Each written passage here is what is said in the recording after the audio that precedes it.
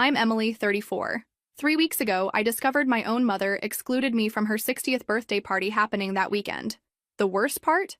I had already given $700 to my sister Amber, who asked to help with Mom's special birthday dinner. I didn't scream. I didn't break down. Instead, I called the jewelry store and canceled the $4,200 diamond necklace order that hadn't shipped yet. When my mom called crying after Amber told her about the gift that wouldn't arrive, I simply watched the phone ring until it stopped. Since then, the only present she's been getting is silence. Where are you watching from today? Drop your location in the comments below and hit that like and subscribe button if you've ever felt betrayed by your own family. You'll definitely want to stick around for what happened next. To understand how we got here, we need to go back in time. I grew up in a family of 4 in suburban Chicago. My parents, me, and my younger sister Amber. From early on, there was a clear double standard in our house. While I had to work at 16 to buy my own car, my sister got a brand new one at 17. When I needed help with college, I heard that paying my own loans would build character. Amber? My parents paid every cent of her Yale education. Don't get me wrong, I love my family. For years, I told myself it was just my perception, that maybe I was being oversensitive. After all, I was the first to leave home, the first to have a stable job, the strong one, who didn't need as much help. I kept showing up to every birthday, every holiday, every family emergency, always bringing gifts and offering unconditional emotional support. From ages 22 to 34, I sent roughly $30,000 to help my parents with various needs, from medical bills to financing the car my mom currently drives, which I purchased last year when her old one finally broke down. Meanwhile, Amber, now a corporate attorney making 6 figures annually, rarely contributed financially but was always the perfect daughter in their eyes. The pattern was clear, but I refused to see it. You're just imagining things, I'd tell myself, while watching my parents fawn over Amber's minor accomplishments, while barely acknowledging my promotion. They love us equally, I'd repeat as I wrote another check to help with their expenses, while Amber bought herself a luxury vacation. Family is everything, I'd whisper as I drove 2 hours each way to help them with household repairs, while Amber was too busy to call. Last Christmas, I spent 3 weeks planning the perfect family dinner. I cooked for days, decorated the house, bought thoughtful gifts for everyone. 15 minutes before dinner, Amber called to say she couldn't make it. Some last-minute work thing. My parents immediately suggested we reschedule. Not just dinner, the entire Christmas celebration. We can't have Christmas without the whole family, my mother said, already removing her coat. I stood there, surrounded by cooling food and perfectly wrapped presents, realizing I wasn't considered the whole family. Still, I smiled and agreed. What else could I do? 2 months later, my father needed emergency dental surgery. The bill came to $3,200. Guess who they called? Who? Not their high-earning lawyer daughter. Me, the reliable one, the emotional ATM. Of course I'll help, I said, transferring the money immediately. My husband James watched this cycle repeat for years. When will you realize they're using you? He asked gently one night after I'd spent hours on the phone talking my mother through using her new smartphone, the one I had bought her for her birthday. They're not using me, I insisted. That's what family does. We help each other. But deep down, I was beginning to wonder if the help only flowed in one direction. Even with this history, I continued trying to earn their love and approval. 2 years ago, when my mom was diagnosed with arthritis, I started visiting every Sunday without fail. I brought home-cooked meals, cleaned their house, and began transferring $450 monthly to help with her medications. I sent the money directly to her account at the beginning of each month. My husband, James, frequently questioned why I kept trying so hard for people who didn't reciprocate. They're my family, I always responded. What else am I supposed to do? But honestly, James's questions had started resonating with me in recent months. Small incidents were piling up. For each of my mother's birthdays, I tried harder. Last year, I saved for months to take her to a luxury spa for a weekend getaway. She canceled at the last minute because Amber invited her to lunch. A 2-hour lunch replaced our planned weekend. You understand, dear, my mother explained. I don't see Amber as much as I see you. I swallowed the rejection, as I always did, and we rescheduled, though it never happened. The day after that canceled spa trip, I sat in my car outside their house for 20 minutes, trying to compose myself before going in for my usual Sunday visit. My phone dinged with a notification. Amber had posted photos of her lunch with Mom. They were laughing, champagne glasses raised in a toast. "Best mom ever," read the caption. I wiped away a tear and fixed my makeup. Then I plastered on a smile and walked in with groceries and homemade soup. "Emily, you're late today," my mom remarked, not getting up from her favorite chair. "Sorry, traffic was bad," I lied, unpacking the groceries I'd brought. "Did you remember the special cream cheese I like?" she asked. I had. I always did. That evening when I got home, James took one look at my face and opened his arms. I collapsed into them, finally letting the tears flow. "She didn't even thank me," I whispered. "Not for the groceries, not for cleaning their bathroom, not for anything. Maybe it's time to set some boundaries," he suggested. I nodded but didn't commit. Setting boundaries meant confrontation, and confrontation meant potential rejection. The thought terrified me more than the slow drain on my emotional and financial resources. So I continued the Sunday visits, continued the monthly transfers, continued pretending that someday, if I just gave enough, did enough, was enough, they would finally see me. 2 months ago, I overheard my mother on the phone with her friend. "It's so nice having Emily visit. She's such a help with the housework and groceries. Amber's too busy with her important job to do those things. Just a help with the housework." That's all I was to her.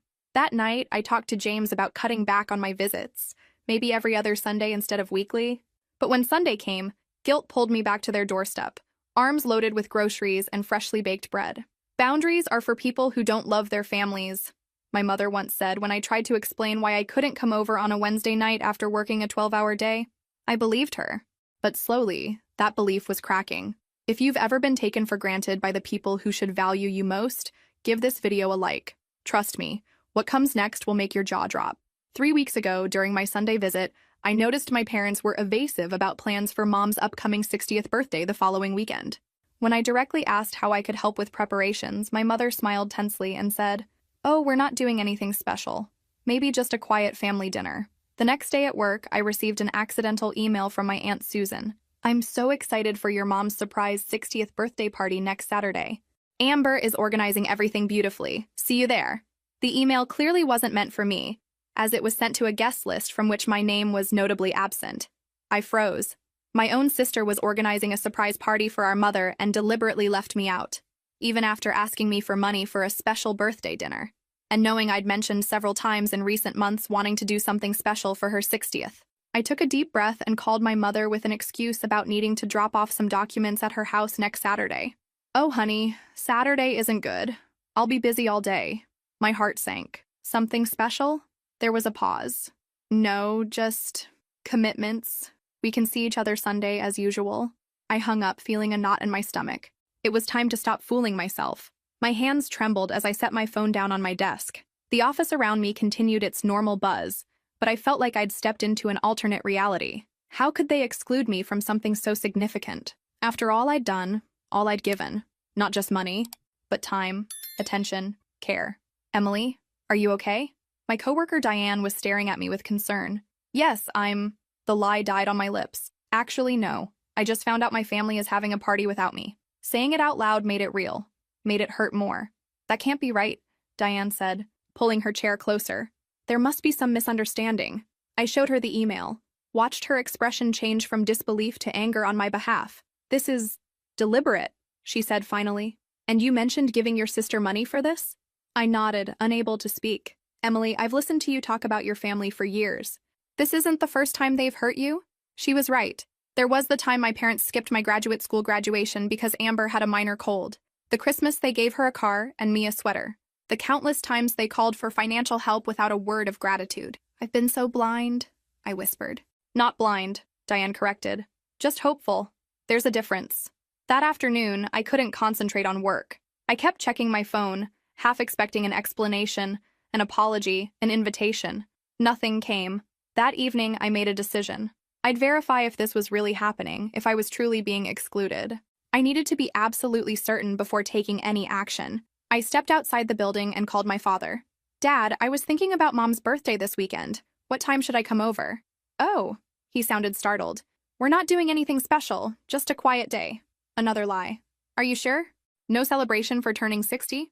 "Well," he hesitated, "maybe a small dinner with just the 4 of us on Sunday. You know your mother doesn't like big fuss." I swallowed hard. "Right. See you Sunday then." I hung up and stared at the setting sun. Something inside me that had been bending for years finally broke. I decided to check Amber's Instagram, and there it was. She was posting stories while buying decorations for a party. Preparations underway for the best 60th birthday. Topper family is everything. Family is everything. Except me, apparently. I tried calling Amber immediately. She didn't answer. I sent a direct message. Saw your Instagram. Why am I learning about mom's party through Aunt Susan? Why did you ask me for money for something I wasn't even invited to? She read it and didn't respond. I drove to my best friend Lauren's house without even realizing how I got there. When she opened the door, one look at my face was enough. What happened? She asked, pulling me inside. I explained everything, showing her the email and Instagram posts. And the worst part, I added, is that I already gave Amber $700 2 weeks ago when she asked for money, saying it was for a special birthday dinner for Mom. I never imagined I wouldn't be invited to that dinner. Emily, Lauren said, holding my hands, this isn't normal. It's not just rude or careless. It's cruel, and you don't deserve it. It was the first time someone had validated what I'd been feeling for years, that it wasn't just my imagination, that I wasn't overreacting. Lauren guided me to her couch and put a cup of tea in my hands. I stared into it, watching the steam rise. I knew things weren't right, I whispered. I've known for years, but I kept hoping if I just tried harder, gave more. You can't earn love that should be freely given, Lauren said. And you've been trying so hard for so long. She was right. I'd been working overtime at a job with no paycheck, the job of being the perfect daughter to parents who would never see me that way. What hurts most, I continued, is that they're all lying to me. Mom, Dad, Amber. They're coordinating their stories to keep me in the dark, like I'm not even worth the truth. What are you going to do? Lauren asked. I took a deep breath. I don't know yet, but I can't keep doing this. That night, I scrolled through years of photos on my phone, holidays where I'd traveled miles to be with them while Amber showed up late or not at all. My parents beaming beside Amber in her graduation gown, while my own graduation photos showed them checking their watches.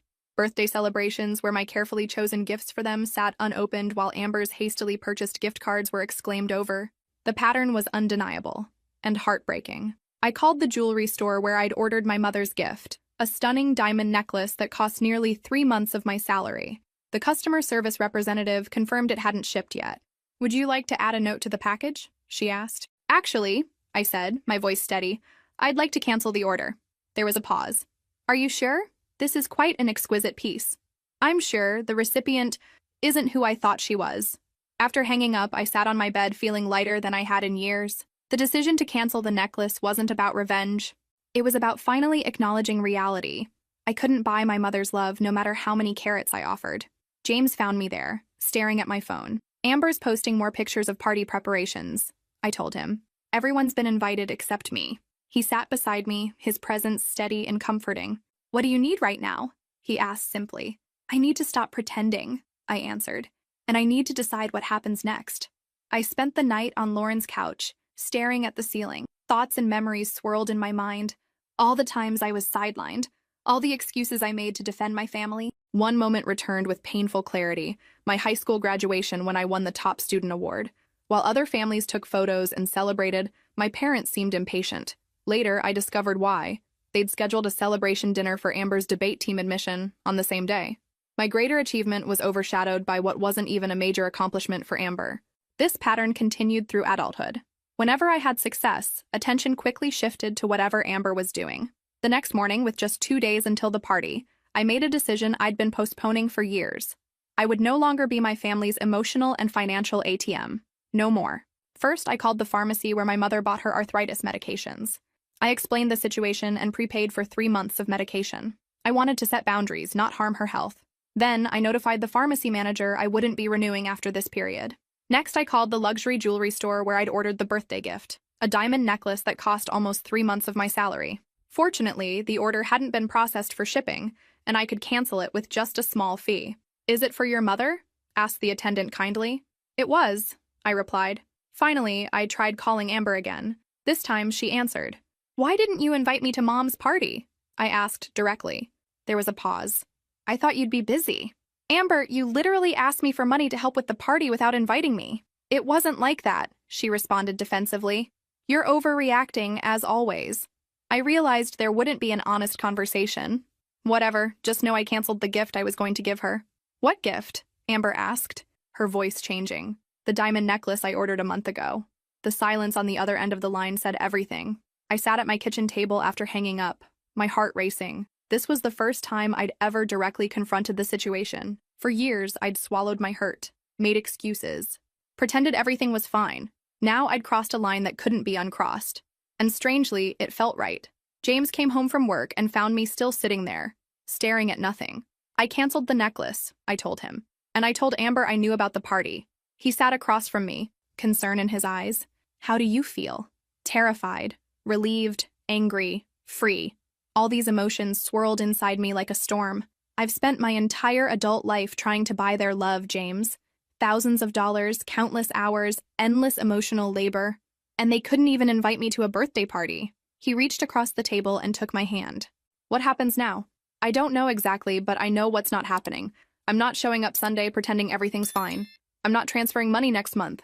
I'm not being their backup plan anymore. That evening, I wrote everything down. Every slight, every dismissal, every time I'd given and received nothing in return. It filled 5 pages. When I finished, I didn't feel vindictive or vengeful. I felt clear-eyed, maybe for the first time. I also made a list of what I wanted going forward. Not revenge, but respect. Not perfection, but fairness. Not constant access to my resources, but recognition of my value.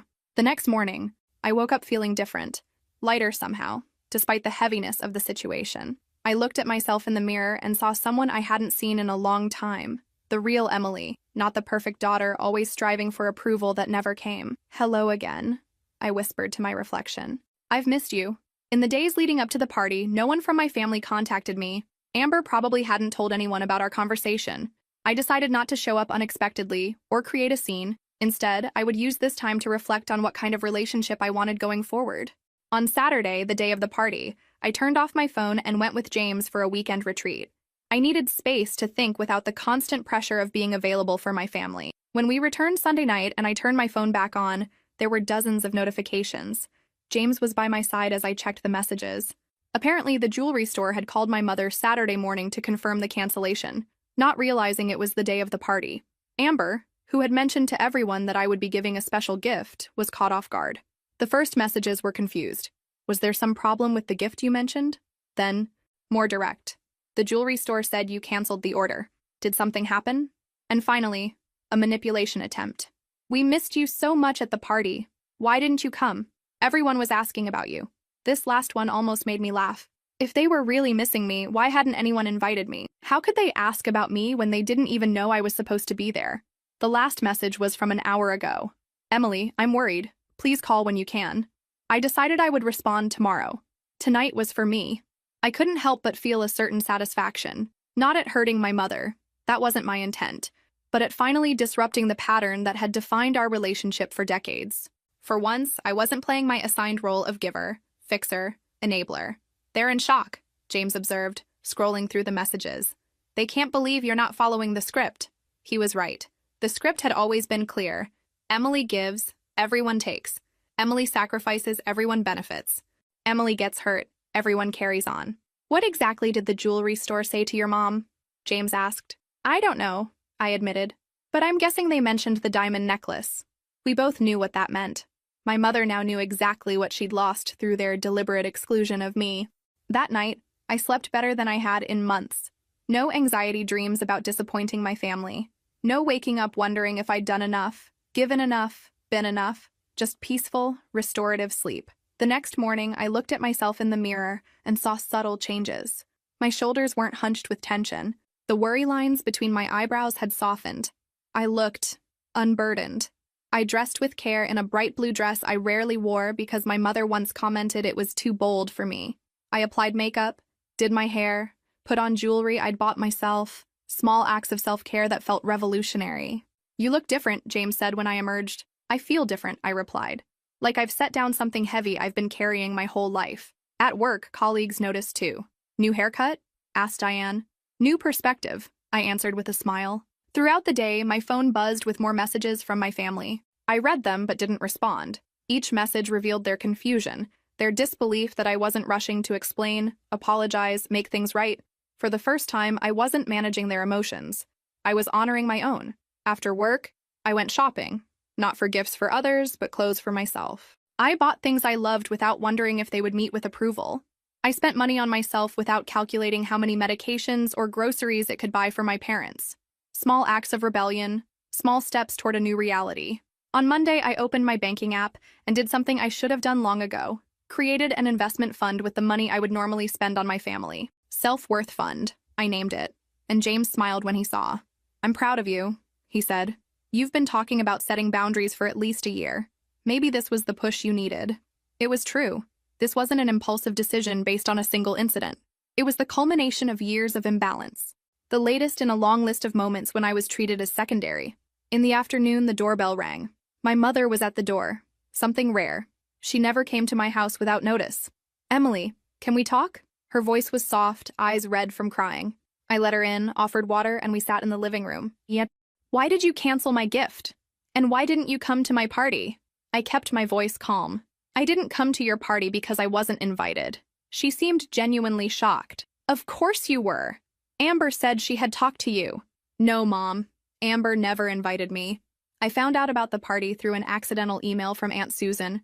When I confronted Amber, she said she thought I would be busy. She hesitated, processing. There must have been a misunderstanding. "And what about the necklace?" I asked, changing the subject. "What?" "The diamond necklace that Amber told the jewelry store you two would give together? In the photos, you're wearing a new necklace." My mother instinctively touched her neck, where she wore a simple necklace. Nothing like what I had ordered. "Amber bought this for me. She said you two had planned something together, but there was a problem." And there it was. Final confirmation. Amber had not only excluded me from the party but also lied about a joint gift. "Mom, I didn't plan anything with Amber. I chose a diamond necklace for you, alone. But when I discovered I wasn't welcome at your celebration, I decided my money and affection would be better invested elsewhere." My mother's face went through a series of emotions I'd seen countless times before. She opened her mouth, closed it, then tried again. "Surely there's been a misunderstanding," she said weakly. "The only misunderstanding," I replied quietly, "is that I thought I was valued as a daughter, not for what I could give, but for who I am." She recoiled slightly, as if I'd physically struck her. In all our years of dysfunction, I'd never been this direct. "That's unfair," she whispered. "We've always loved you." "Have you?" I asked, my voice steady. "Then why am I the only one who gives? Why am I excluded from family events? Why is Amber's word always taken as truth while mine is questioned? Why did you believe her lies without ever checking with me?" My mother looked genuinely confused, as if these questions had never occurred to her. "We don't. It's not," she stammered. "It's okay," I said, feeling a strange calm. "You don't have to answer now, but I need you to know something important. Things are changing. I've prepaid your medications for 3 months, but after that, I won't be continuing the payments. I won't be visiting every Sunday. I won't be your emergency fund anymore." "Is this punishment for the party misunderstanding?" she asked, her voice rising slightly. I shook my head.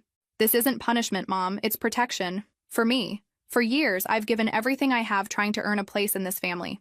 I'm done trying. Either I'm valued for who I am, not what I give, or I need to step back." She looked stunned, as if seeing me for the first time. Maybe she was. "I still love you," I said softly. "That hasn't changed. But how I express that love is changing. I need to love myself too." My mother left shortly after, confusion and hurt evident in every line of her body.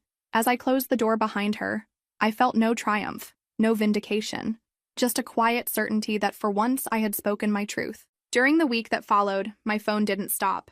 My father outraged, demanding I apologize to my mother.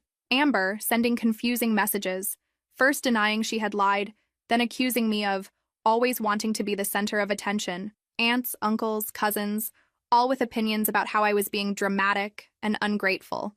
I only responded to one message, the one from my Aunt Susan. "I'm proud of you for valuing yourself," she wrote. "It's about time." On Friday, my mother showed up again, this time with my father. "We've come for our house keys," he announced. I was confused for a moment, then understood. Years ago, they gave me a key for emergencies. I was the only family member who had one. "Of course," I replied, taking my keyring. I removed not just their house key, but also the spare key to the car I had bought for my mother last year. "I won't need this anymore either," I said, handing both keys over. "You should give them to Amber. She's family after all." The expression on their faces was priceless. "That car was a gift," my mother said quietly. "You can't just take it back." "I'm not taking it back. I'm returning the spare key I kept for emergencies. The car is still yours. Just like the love I feel for you is still real, even if it now comes with boundaries." My father's face reddened. "After everything we've done for you, what exactly have you done for me?" "Dad?" I interrupted, my voice still calm. "I paid my own way through college. I bought my own first car. I built my career without connections or help. I purchased the car Mom drives. I've paid for medications, home repairs, emergency bills. We raised you, he sputtered. Yes, you did, and I'm grateful for that. But parenting doesn't entitle you to a lifetime of financial support and emotional servitude. They looked at each other, clearly unprepared for this version of me, the one who spoke truth instead of swallowing it. We should go, my mother said finally, pulling my father's arm. Emily is clearly not herself today. Actually, I replied, I'm more myself than I've been in years. After they left, I sat on my couch feeling strangely peaceful. The confrontation I'd feared for so long had happened, and I'd survived. More than survived, I'd stood my ground. James came home and found me there, smiling. They came for their keys, I told him. I gave them back, plus the spare to Mom's car. How did it go? He asked, sitting beside me. They're shocked, confused, angry. But for once, I didn't absorb all those emotions. I just let them feel what they feel. He put his arm around me. That's huge, Em. It is, I agreed. For the first time, I didn't make myself smaller to make them comfortable. I didn't apologize for having needs and boundaries. What do you think happens next? He asked. I leaned against his shoulder. I don't know. Maybe they'll reflect and realize how one-sided things have been. Maybe they'll double down and paint me as the villain. Either way, I'm done playing a role that destroys me, just to maintain their comfort. That night, we ordered takeout and watched a movie. Small pleasures I'd often denied myself because the money could help my parents. As the credits rolled, I realized something profound. I wasn't just setting boundaries with my family. I was reclaiming parts of myself I'd surrendered long ago in the quest for their approval. A month passed. The monthly payments I made stopped, though the medications were guaranteed for 2 more months. The Sunday visits ended. The silence was deafening, but also strangely liberating. Then, on an ordinary Tuesday, I received an email from my father.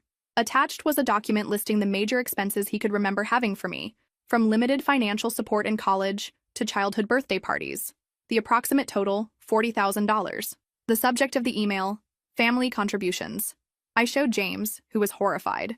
They can't be serious, but they were.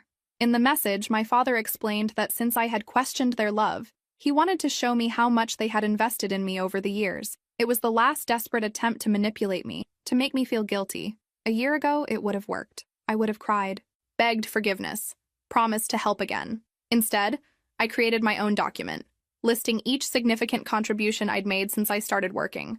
The car, the medical bills, the home repairs, the weekly groceries. The approximate total, $55,000, not counting time and emotional support. I replied to the email with my own document. The subject, love isn't quantified, but since you insist. I didn't expect an immediate response, and I didn't get one. When I showed Lauren what my father had sent, she was speechless. They billed you for raising you? She finally asked. I don't even have words. It's actually clarifying, I told her. They see our relationship as transactional. They believe they're owed something for doing what parents are supposed to do. And you? She asked. What do you see? I thought about it. I see years of trying to earn love that should have been freely given. I see myself emptying my bank account and my heart, hoping to buy belonging. That evening, I sat on my patio watching the sunset. For the first time in my adult life, I wasn't anxiously checking my phone for messages from my family. I wasn't calculating what I could sacrifice to help them. I wasn't rehearsing explanations and apologies. I was just present, breathing, being. My phone rang. Amber. After a moment's hesitation, I answered. Did you get Dad's email? She asked without preamble. I did, and I responded. She was quiet for a moment. He's furious. I imagine he is. Truth often has that effect. Emily, her voice softened. This has gone on long enough. Just apologize and things can go back to normal. That's the thing, Amber. I don't want things to go back to normal. Normal was me giving everything and receiving nothing. Normal was me being excluded from family events but expected to finance them. Normal was broken. She sighed dramatically. You're being ridiculous. It was one party. It wasn't just one party, I said quietly. It was a pattern. A pattern I'm no longer participating in. After we hung up, I blocked her number. Not forever, but for now. I needed space to strengthen my resolve without constant attempts to pull me back into old patterns. That night, I dreamed of standing on a cliff edge, my family behind me, a vast unknown ahead. In the dream, I wasn't afraid. I stepped forward into the air and found I could fly. I woke with the sensation of freedom still tingling in my limbs. 6 months passed. The story of my transformation isn't one of revenge or vindication, but of quiet rebuilding. The money I previously spent on my family now went to my investment fund and weekly therapy. I realized years of manipulation and favoritism had distorted my view of love and relationships. Amber tried contacting me several times. In her last message, she finally admitted the truth. "Yes, I lied about having invited you," she wrote. "But I only did it because you always try to impress everyone with your expensive gifts and your perfection. Since we were children, you've always been the exemplary daughter. Perfect grades, stable career, happy marriage. Meanwhile, I'm divorced, in debt despite my salary, and always being compared to you. When Mom turned 60, I finally wanted to be the one giving something special, without you overshadowing everything." The message hit me unexpectedly. All those times I thought Amber was the favorite. She felt exactly as I did. Inadequate, competing for our parents' love. The difference was that she chose to manipulate, while I chose to sacrifice. I replied only, "I hope someday we can talk without competition. There's enough room for both of us to be loved." As for my parents, the silence lasted 4 months. Then I received a card in the mail. Inside, a simple request. "Can we talk?" I met them at a neutral cafe. The conversation was difficult, with many tears and some defenses still raised. But it was a start. We haven't returned to what we were before. That relationship was unbalanced and unsustainable. Instead, we're slowly building something new, based on mutual respect and clear boundaries. I don't pay their bills anymore. I don't visit every Sunday. But when we see each other, it's because we all want to, not because I feel obligated. Over brunch last month, my mother asked about my investment fund. "It's growing," I told her. "I'm saving for a down payment on a rental property." "That's wonderful," she said, and seemed to genuinely mean it. No comment about how I could be helping them instead. No guilt trip, just recognition of my goals. My father is taking longer to adjust. He still occasionally makes comments about how they're managing without my help. But even this is progress. They are managing. Their world didn't collapse when I stopped being their safety net. Last week, Amber and I met for coffee, our first one-on-one conversation in over 6 months. It was awkward, tense at times, but also revealing. "I always thought they loved you more," she admitted. "You were the reliable one, the successful one." "And I always thought they loved you more," I replied. "You were the one they made sacrifices for, the one whose needs always came first." We looked at each other across the table, two women who had spent decades misreading the same situation, both feeling unloved, both reacting in different ways, her through manipulation, me through overgiving. "Maybe," I suggested, "they just didn't know how to love either of us properly." She nodded slowly. "Maybe we didn't know how to love ourselves. It wasn't a perfect reconciliation. We have years of competition and hurt to work through. But it was an honest moment, perhaps our first. The diamond necklace refund? It funded my first solo trip to Europe. The photos are on my Instagram. The sparkle in my eyes is worth much more than any diamond. So if you're watching this and related to my story, I want you to know, setting boundaries isn't selfish. It's self-preservation. Sometimes silence is the most valuable gift you can give, to yourself. Because in the end, the only relationship you can't escape is the one with yourself. Make sure it's a relationship of respect, of love, of truth. Where are you in your journey of setting boundaries? Drop a comment below if this story resonated with you, and subscribe for more authentic conversations about family dynamics. Remember, you don't have to set yourself on fire to keep others warm. 1 year after the birthday party incident, I received an invitation in the mail. Cream-colored envelope, formal cardstock inside. My mother's 61st birthday celebration. This time, my name was on the invitation. I stood in my kitchen, turning the card over in my hands, feeling strangely detached. A year ago, this would have meant everything. Validation, inclusion, proof that I mattered. Now, it felt like just an invitation. James found me still standing there. "You don't have to go," he said gently. "I know," I replied, and that knowledge made all the difference. I decided to attend, not out of obligation or hope for approval, but as an autonomous adult making a choice. I bought a modest but thoughtful gift, a first edition of her favorite book. Not a car, not a diamond necklace, just a meaningful present within reasonable boundaries. The party was smaller than last year's affair, just family and a few close friends. When I arrived, there was an awkward moment at the door. No one quite knew how to act around this new version of Emily, who didn't desperately seek approval. "You came?" my mother said, genuine surprise in her voice. "I was invited," I replied simply. Throughout the evening, I noticed subtle changes. My father didn't ask for help with house repairs or hint about financial troubles. My mother didn't monopolize my attention with lists of needs and complaints.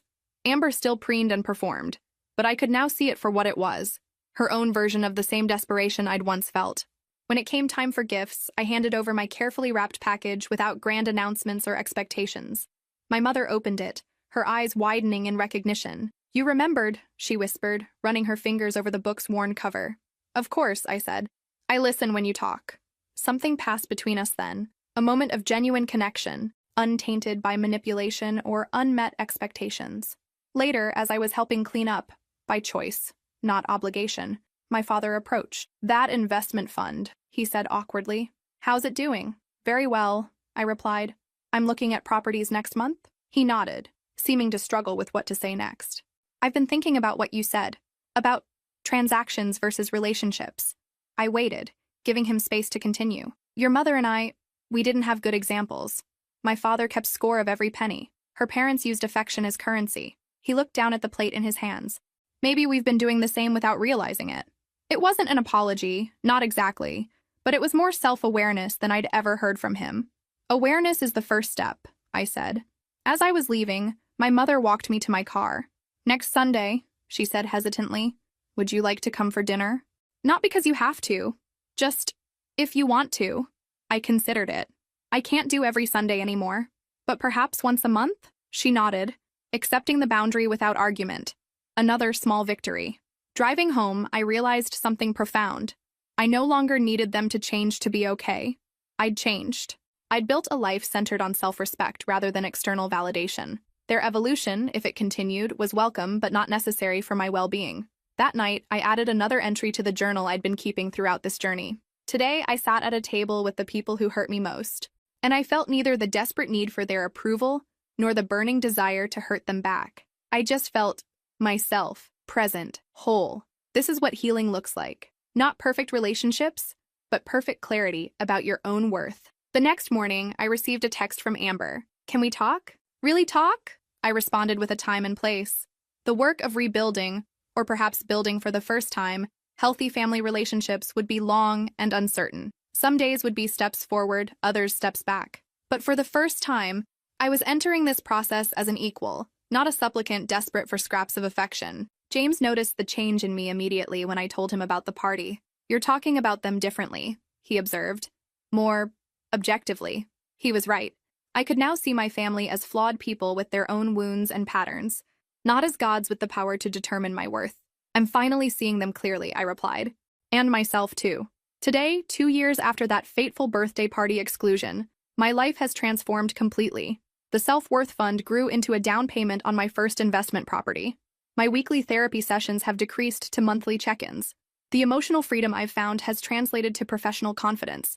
I received a promotion I wouldn't have even applied for in my previous people-pleasing life. My relationship with my family has found a new equilibrium. Not perfect, not always easy, but authentically ours. We see each other monthly for dinner, a frequency that feels supportive without being draining. I bring dessert or wine, not checks or credit cards. When financial topics arise, I change the subject. They've learned I'm no longer their safety net. Amber and I have developed something we never had before, an actual sisterhood, not a competition. We still have moments of tension and old patterns occasionally resurface, but we now have tools to recognize and redirect them. Last month, she called me before purchasing an expensive gift for our mother. "Is this about Mom or about proving something?" I asked gently. She was quiet for a moment. "Maybe a bit of both," she admitted. "Old habits." "Buy her something meaningful, not impressive," I suggested. "That's what actually matters." The most profound change, however, is internal. I no longer measure my worth by what I give or how much I'm needed. I've learned to recognize manipulation tactics quickly, not just from family, but in all relationships. I can say no without guilt and yes without resentment. Last week, my mother called with news. She'd started therapy. "I want to understand why I treated my daughter so differently," she said. "I don't want to lose either of you." It was the most honest thing she'd ever said to me. My father is changing more slowly. Old patterns are deeply ingrained, but he no longer sends me itemized lists of expenses or expects financial contributions. Recently, when their water heater broke, they handled it themselves without calling me. A small but significant shift. The journey hasn't been linear. There have been painful conversations, temporary estrangements, tearful reconciliations. The difference is that I now engage from a place of strength, not desperation. To the person watching who recognizes themselves in my story, the reliable one, the emotional ATM, the perpetual giver seeking approval that never comes, I want you to know something important. You don't have to set yourself on fire to keep others warm. Your worth isn't measured by what you provide. And sometimes the most loving thing you can do, for yourself and others, is to stand firmly in your truth. The diamond necklace I never gave became a symbol of my transformation. With the refund, I not only traveled to Europe, but also bought myself a small gold pendant inscribed with the words, "I am enough." I wear it daily as a reminder that no external validation can replace self-respect. My relationship with James has deepened through this journey. He's seen me at my most vulnerable and my most powerful. Recently, he remarked that I laugh more easily now, take up more space, speak with more conviction. "You're not shrinking yourself anymore," he observed. He's right. I spent decades making myself smaller, quieter, less needy, contorting myself to fit the role of perfect daughter. Now I stand tall in my authentic self. Last month, I started volunteering at a women's center, leading workshops on financial independence and healthy boundaries. Sharing my story has helped others recognize patterns in their own lives. The circle of healing expands beyond just me. Amber attended one of these workshops, a surprise that moved me deeply. Afterward, she hugged me and whispered, "I'm sorry it took me so long to see what was happening to both of us. The path forward isn't perfect. Old patterns sometimes resurface. Holidays can still be challenging.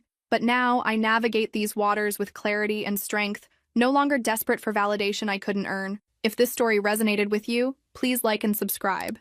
Drop a comment sharing your own boundary-setting journey. Remember, sometimes the greatest gift you can give yourself is the courage to say, "This is who I am. This is what I need. This is what I will accept." And that diamond necklace? I've never regretted canceling it. The sparkle of self-respect shines far brighter than any gem.